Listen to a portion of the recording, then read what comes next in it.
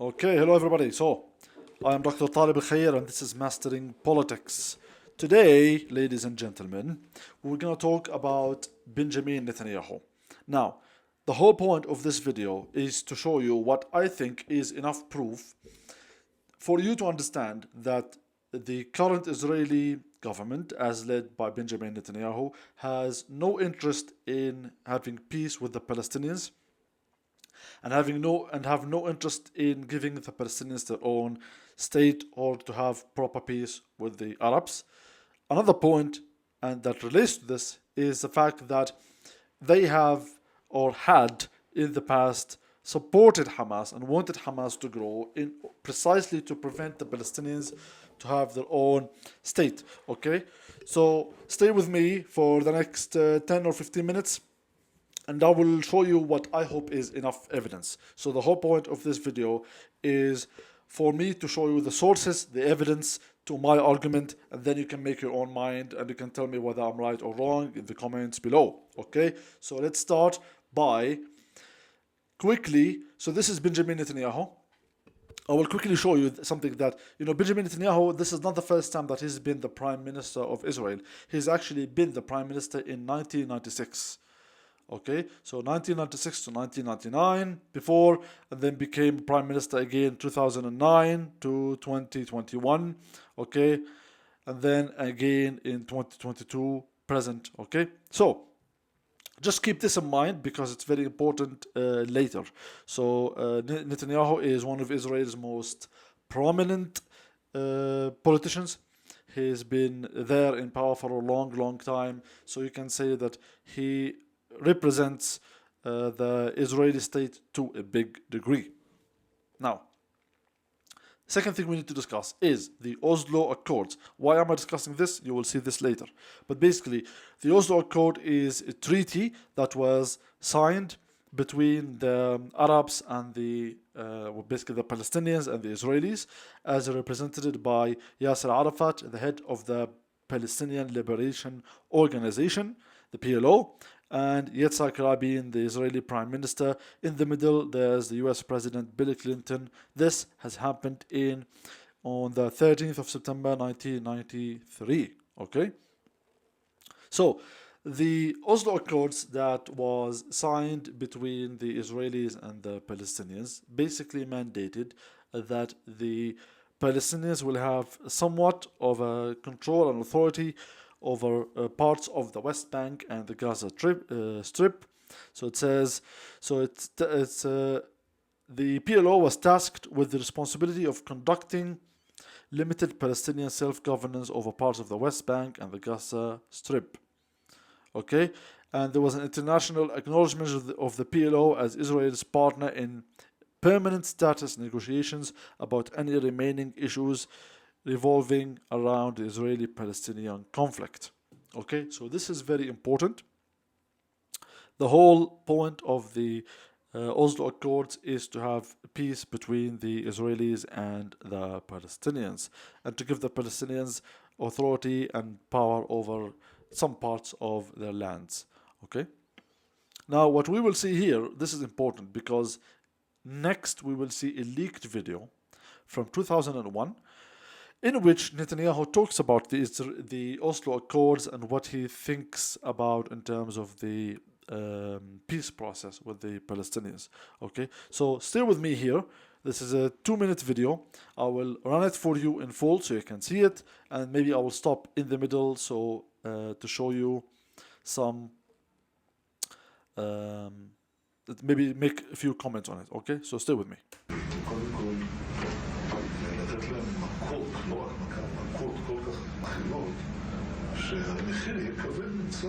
So this is here is saying, talking about to hit the Palestinians so hard that it's unbearable.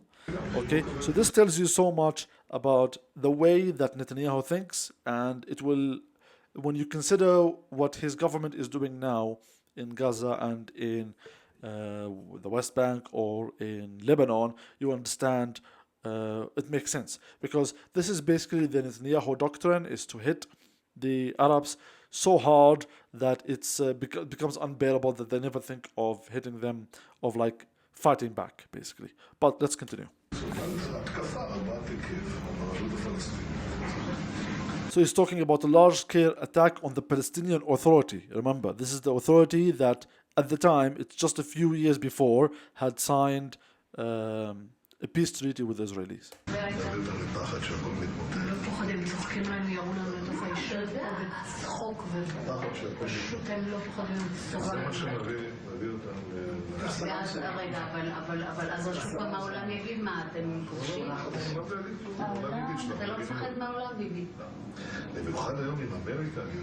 So you see, the woman here is telling him that, if you attack the Palestinians so aggressively, aren't you worried that the world is going to see us as aggressors? That aren't you worried about what the United States is going to think of us?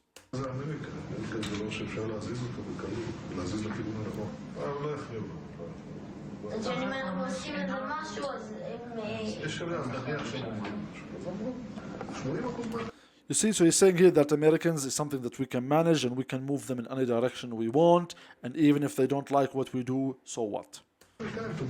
He's saying 80% of Americans support us. It's absurd. Okay. So he's saying I wasn't afraid of going against President Clinton or against the US, against the UN. Okay. And he's talking about what happened with the Oslo Accords.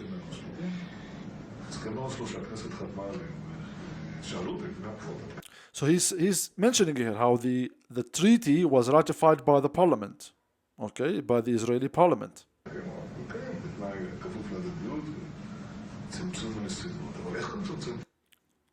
So when they asked him if he would actually follow the treaty, he said, well, yes, subject to reciprocity and minimizing pullouts. Now, what you need to pay attention here is next he's talking about how basically he maneuvered his way out of implementing the treaty because he was not interested in doing it. So he will talk about how he did it and how he basically fooled everybody else in the treaty, the Americans or the Palestinians alike. So he's saying, I gave my own interpretation to the agreements in such a way that will allow me to stop the race back towards the 1967 borders. So what does that mean? That it means that he is not interested in giving the Arabs the land. The 1967 borders is when Israel took the whole of the West Bank and the Golan Heights in Syria and parts of Egypt, the Sinai Peninsula.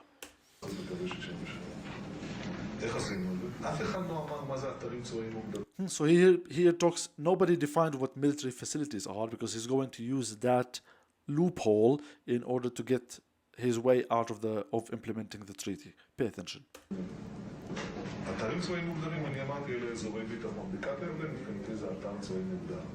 You see, so he's saying the whole Jordan Valley is a military facility for me. So that means that it's his excuse not to give it back because he's gonna just say that the whole Jordan Valley is a military facility.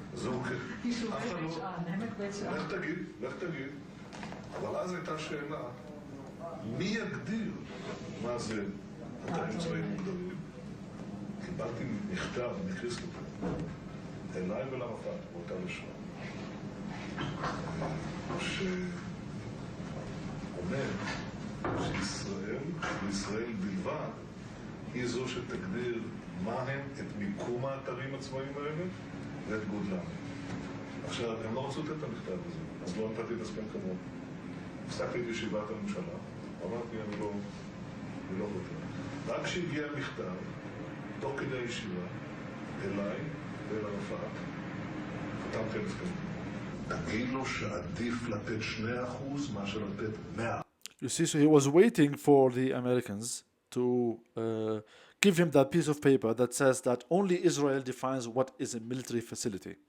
And this is important because what considers to be a military facility, okay, is not included in the Oslo Accords. So that means, in other ways, it means that the areas in which, like wherever there is a military facility, then Israel is not obliged to give it to the Palestinians. You see? So in Netanyahu's mind, he wants that ability to define what is a military facility in order to get away with it, in order to decide what to give the Palestinians and what not, and ultimately not to give them anything, basically. וזו הברירה שעומדת כאן הפרק. אתה נתת 2%, ובזה עצרת את הנסיגה הזאת? Okay. So now you understand a few things. That Netanyahu was not interested in giving the Palestinians their land. He's not interested in implementing the Oslo Accords, in which the Palestinians were supposed to have authority over, the West Bank and Gaza. Okay, and his way of doing that is to manipulate what is the definition of a military facility, and therefore he can just define anything that he doesn't want to give as a military facility. Like he said, he considers the whole Jordan Valley as a military facility. So this, if we wrap this up, this brings us to the second point, which is the fact that because Netanyahu didn't want to give the Palestinians their own land, he wanted to prop up Hamas, because Hamas was the enemy, the rival of the Palestinian Authority. So as you see, Netanyahu is not interested in having peace with the Palestinian Authority, which is the representative of the Palestinians on the international scene. So what he wanted to do is he wanted to empower Hamas, to prop up Hamas, because Hamas was a rival to the Palestinian Authority. So he wanted Hamas to basically be a thorn in the backside of the Palestinian Authority, and basically have Hamas there in order to encourage infighting between the Palestinians. So let's check out the evidence. The first piece of evidence comes from the Times of Israel. And as you see here, the title says, "For years, Netanyahu propped up Hamas, now it's blown up in our faces." The date is the 8th of October 2023. So this is one day after the attacks on the 7th of October. Okay? And it says here, if we read just these three paragraphs, you will see. It says, "For years, the various governments led by Benjamin Netanyahu took an approach that divided power between the Gaza Strip and the West Bank, bringing Palestinian Authority President Mahmoud Abbas to his knees while making moves that propped up the Hamas terror group. The idea was to prevent Abbas or anyone else in the Palestinian Authority's West Bank government from advancing towards the establishment of a Palestinian state." You see? So it says, "Thus, amid the bid to impair Abbas, Hamas was upgraded from a mere terror group to an organization with which Israel held indirect negotiations via Egypt, and one that was allowed to receive infusions of cash from abroad." So as you see, this is the first piece of evidence. The second one comes from the National. This is a minister in Benjamin Netanyahu's own government right now, and it says Israeli far-right minister Smotrich described Hamas as an asset in unearthed tweet. And we say here, far-right Israeli finance minister Bezalel Smotrich once described Hamas as an asset for Israel in a tweet that was unearthed on Tuesday. Okay? So, according to Smotrich, the Palestinian Authority is a burden, and basically Hamas is an asset because Hamas is an enemy to the Palestinian Authority. So it's the same logic. We'll go to the next piece. This is from France 24. It is dated 2018, and it says Netanyahu defends Qatari cash infusion to Gaza. Here as well, to the same subject, from CNN, it says Qatar sent millions to Gaza for years with Israel's backing. Here's what we know about the controversial deal. Now, basically, Qatar wanted to send money to Gaza. I don't think because Qatar wants to. It wasn't because Qatar wants to give aid to Hamas as a terrorist organization. Qatar wanted to give money to Hamas because, as part of an aid to Gaza, and Hamas was the authority that's taken over Gaza. So Hamas was in charge of Gaza after the elections, and basically Qatar had to send the money to Gaza.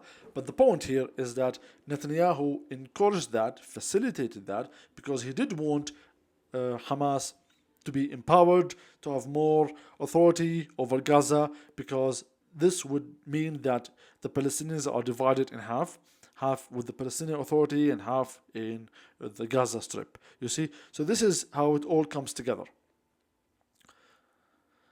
The third piece of evidence comes from the New York Times, and it's titled "Buying Quiet Inside the Israeli Plan That Propped Up Hamas. Prime Minister Benjamin Netanyahu gambled that a strong Hamas, but not too strong, would keep the peace and reduce pressure for a Palestinian state." Keep this in mind. Reduce pressure for a Palestinian state. So what I'm trying to say today is that there's plenty of evidence to show that Benjamin Netanyahu wanted Hamas to be strong, propped up Hamas in order to make Hamas as an enemy to the Palestinian Authority.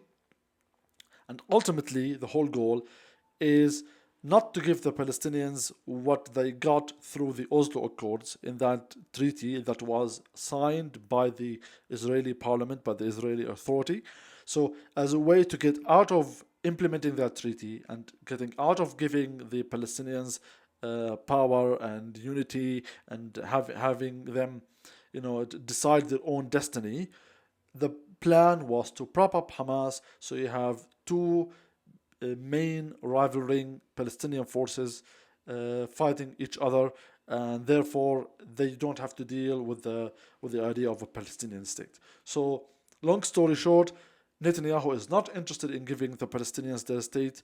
Whatever he says, it's absolutely not true. There's plenty of evidence that goes back way back, 20 years back, that says that Netanyahu is not interested in the peace treaty that was signed with the Palestinians. He's not interested in giving the Palestinians their own state, and anything else that he says is absolutely wrong. Now, I hope this is enough evidence. So let me know if I've covered enough, and even let me know if there's any counter evidence. If you think I've missed anything, let me know in the comments below. Like and subscribe, and if you like this kind of discussion, you can join my free politics community on school.com. I will put a link in the description below. Until I see you in the next video,